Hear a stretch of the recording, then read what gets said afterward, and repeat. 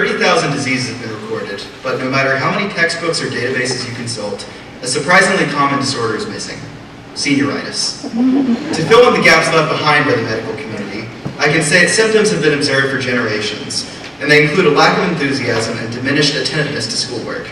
The disorder is most commonly seen in second semester seniors, but it can infect younger hosts.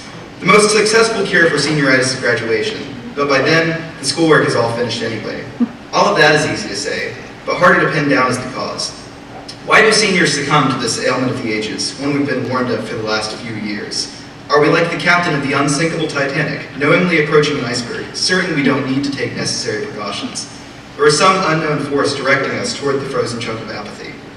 Maybe the phenomenon of senioritis is caused by small stresses and annoyances finally wearing a student down to his or her breaking point. I've certainly grown more bothered with my own issues. I'm tired of tying a tie every day, a practice which I'm unlikely to use frequently in college. I don't want to feel so overdressed, even though the tie only makes my morning routine take a minute longer. I'm tired of parking in the lower lot and walking all the short yet ever-growing distance to the upper school every morning, even though I'm lucky to be able to have a car. I'm tired of finishing work on a long project only to learn of the next one around the corner, even though my work doesn't begin to compare with the multiple full-time jobs some people work just to survive. This explanation of small stresses building to a failure point makes sense given how often we tend to complain about the little things, but the problem is oversimplified by the answer. We're all different people with our own properties, and just as different materials have their own faults and failure points, a given person's breaking point may be radically different from another's. This implies that if there are people who give up their efforts during their senior year, a similar number should also give up during their freshman year, or during sophomore year, or maybe we won't even observe it in some people, since we only have 4 years of data to collect. Remember, it's called senioritis for a reason. It's highly unlikely that 4 years is a special amount of time that happens to kill a student's drive. Statistically, it just doesn't add up. The phenomenon probably has more to do with the future. It's common to say that senioritis is an acknowledgement that there is no point to high school classwork when college is just around the corner, bringing with it a clean slate, but senioritis affects those who aren't going to college too. Something in a person's motivation must be changed over the course of 4 years. Part of what makes senioritis so fascinating is that this property is unique. Normally, reaching the end of something is motivation to finish it. While on a bus ride to a football state championship, a few of us in the pep band decided to pass the time with the classically annoying 99 Bottles of Milk song. The song is as exhausting to sing as it is to hear. We started strong, even with a harmonica accompaniment, but by the time there were 40 bottles of milk on the wall, we had all sped up the tempo to end misery faster. The tune had gradually become a monotonous chant. However, when there were around 20 bottles left, we were so excited that we were actually about to finish the song, we took our time and put extra energy into the verses. The beautiful dynamic range of lyricism returned to our performance. After the struggle we had been through, those last few bottles appeared trivial. The malady of senioritis doesn't appear to target aggravating music, so what is different about high school? I believe senioritis is a coping mechanism, serving two purposes. I'm ready and amped to go to college at this very moment. If somebody requested that I move in today and sign up for classes starting tomorrow, I would ask why they hadn't offered me the option yesterday. However, one of the obstacles I'd face in the possibility is packing. The organization of all one's possessions and delicate packing of fragile valuables can be tedious and time-consuming, so most people typically don't start putting away their things the day before they move out. Getting a head start in this process makes the transition easier.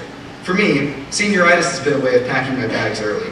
I'm so eager to leave behind the current grind, I might as well be already outside the family car, surrounded by overfilled luggage, just standing there, waiting for several days to be able to depart. I've moved out, but it isn't time to move in yet. I might regularly remind myself of my exciting new home, telling myself that the wait out in the cold will be worth it, but I would forget that there is a welcoming house right behind me at which I will have a few more months.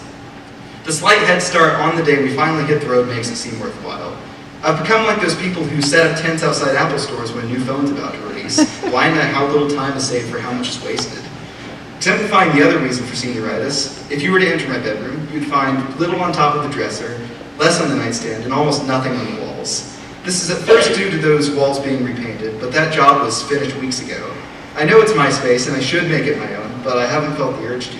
This room is mine, but it soon won't be. Of course my parents will welcome me back home during breaks, but my personal space will be a small home in St. Louis. The bare walls in my room are less like part of a home and more like a temporary dwelling. Anyone who travels knows how much easier it is to check out of a hotel than to leave home behind. There is some part of me, though, weaker than my eagerness for change, which is afraid to leave behind what I know. Disengaging from my surroundings makes it easier to say goodbye, mostly because I no longer need to.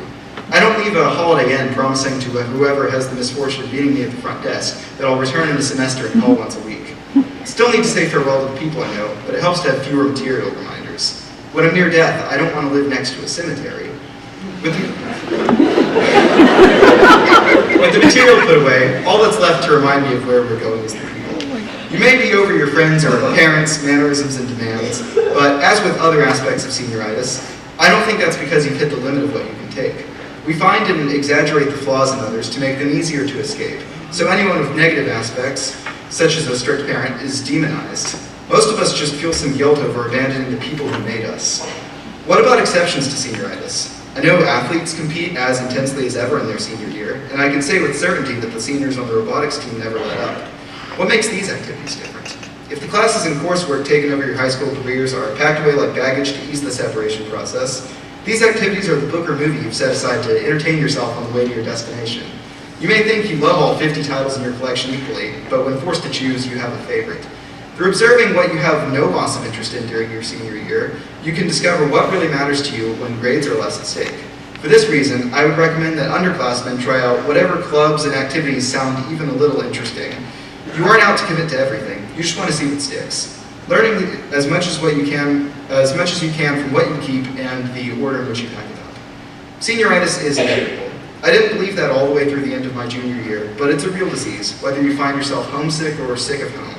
As you spend more time away from here, learning who you are and what you care about, try to remember that you still have a home. Cliché as it may be, we will go off to different places after graduation, but for now, this is where we are and this is our home. As I'm sure your relatives will remind you, feel free to visit or call. You may decide that you don't care anymore about what happens here, but hold on to your house key. Remember to use it while you still can. Thank you, and announcements are next.